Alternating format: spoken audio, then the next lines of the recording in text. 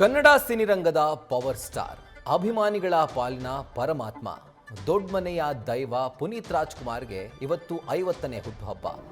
ಇವತ್ತು ಬೆಳಗ್ಗೆಯಿಂದಲೇ ಅಪ್ಪು ಸಮಾಧಿ ದರ್ಶನಕ್ಕೆ ಅಭಿಮಾನಿಗಳ ಸಾಗರವೇ ಹರಿದು ಬಂದಿತ್ತು.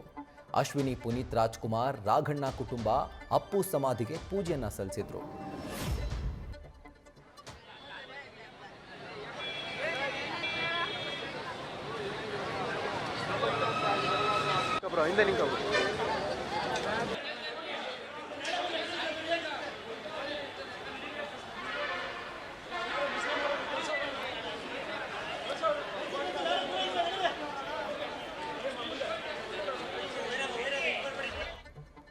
ಇದರ ಜೊತೆಗೆ ನಟ ಶಿವರಾಜ್ ಕುಮಾರ್, ಪತ್ನಿ ಗೀತಾ ಶಿವರಾಜ್ ಕುಮಾರ್, ಪುತ್ರಿ ನಿವೇದಿತಾ ಜೊತೆ ಆಗಮಿಸಿ ಅಪ್ಪು ಸಮಾಧಿಗೆ ಪೂಜೆಯನ್ನ ಸಲ್ಲಿಸಿದ್ರು. ಬಳಿಕ ಮಾತನಾಡಿದ ಶಿವಣ್ಣ, ಅವನಿಲ್ಲದೆ ಹುಟ್ಟುಹಬ್ಬ ಆಚರಿಸಿಕೊಳ್ಳೋಕೆ ದುಃಖ ಆಗ್ತಾ ಇದೆ ಅಂತ ತಮ್ಮನನ್ನ ನೆನೆದು ಭಾವುಕರಾದರು.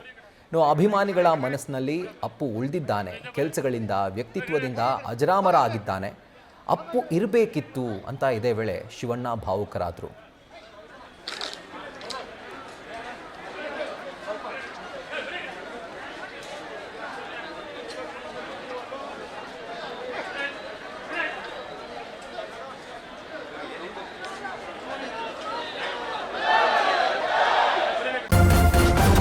ನ್ಯೂಸ್ ಫಸ್ಟ್, ನಿರ್ಭೀತಿಯಿಂದ ನಿಮ್ಮ ಪರವಾಗಿ.